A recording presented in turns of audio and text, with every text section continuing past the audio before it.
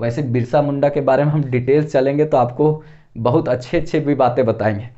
देखिए एक बात हम बता देते हैं जो थोड़ा सा आप लोग को यूनिक लगेगा, वैसे इसको फिल्म में दिखाया है, फिल्म बिरसा मुंडा से रिलेटेड फिल्म था, उसमें दिखाया है कि बिरसा मुंडा बचपन में बड़ी नटखट थे, क्या बहुत नटखट थे।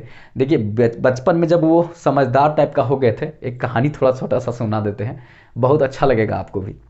तो बिरसा मुंडा थोड़ा सा जब बड़े हुए थे ना, तो जब बिरसा मुंडा थोड़ा सा बड़े हुए, समझदार हुए, तो बोला जाता है कि उस समय अकाल पड़ा हुआ था, लगभग कुछ खाने पीने को होता नहीं था, कंद मूल खाया जाता था, उसी से किसी तरह से जीवन जीता था ये सब लोग।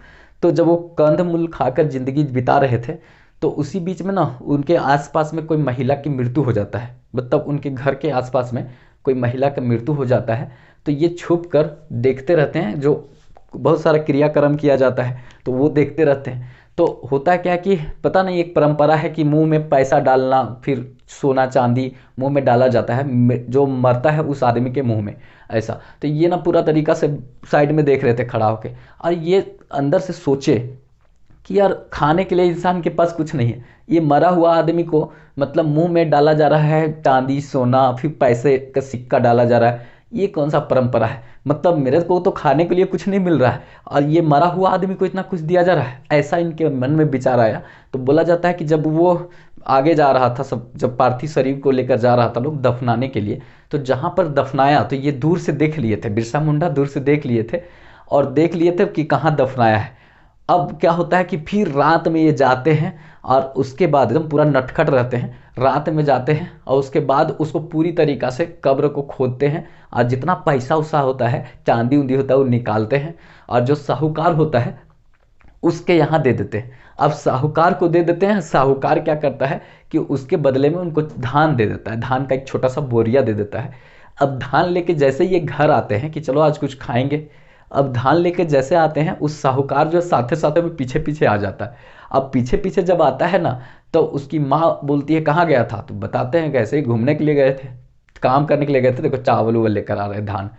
तो माँ तो थोड़ी देर के लिए खुश हुई, तब तक पीछे से वो आदमिया चला गया जिनके पास वो बेच के गया था, सोना और पैसवा चंदिया जो बेच के गया था, वो पीछे आ गया।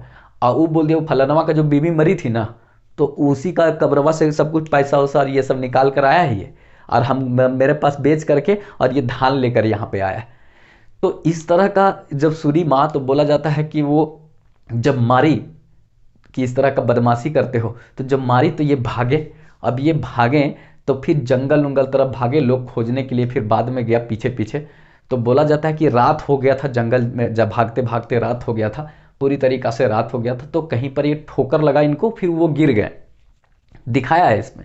जब ठोकर लगा, जब गिर गए, तो गिरने के बाद ऊपर से सिगबोगा का आशीर्वाद आता है, और सिगबोगा उनके सपनों में आते हैं। अब बोलते हैं कि तुम जनजातियों का कल्याण करने वाले हो, तुम उठो जागो, और तुम जनजातियों की स्थिति को सुधारो और उनको आगे बढ़ाओ, ये करो तुम भगवान हो, तुम आगे सब जनजातियों की मसीहा हो, ऐसे सिंगबोगा ने कहा।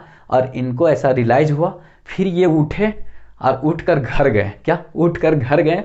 इनको माँ जैसे मारने के लिए सोची, वैसे बोलते हैं कि तुम हमको नहीं मार सकती है, हम भगवान हैं, तुम कौन हो, नहीं हम भगवान हैं, ऐसा बोले। मतलब खुद को ही सबसे पहले भगवान बोले थे, उनके बाद बहुत सारे लोगों ने इनको भगवान बोला।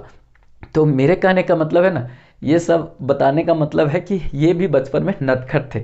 वैसे देख रहे हैं, मतलब 15 नवंबर 1875 ईस्वी को इनका जन्म हुआ, और महज 25 साल के उम्र में ये क्या ऐसा कर गए जो झारखंड के भगवान कहे गए, ये सोचने वाली बात है। अभी के समय में 25 साल की उम्र में तो बढ़िया से लोग खाना मतलब बनाना नहीं जानता घर में, ठीक है, और माँ बाप को हेल्प करना नहीं बनता, दो लड़की लेकर घूमल चलेगा, मतलब 25 साल की उम्र में, ठीक है।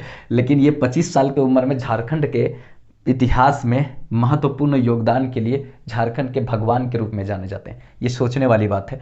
तो ये इस तरह के महान विभूति हैं। वो कहानी सुनाने का मतलब था कि कहीं कहानी फिल्म में दिखाया गया है, इसलिए हम वो सुनाएं।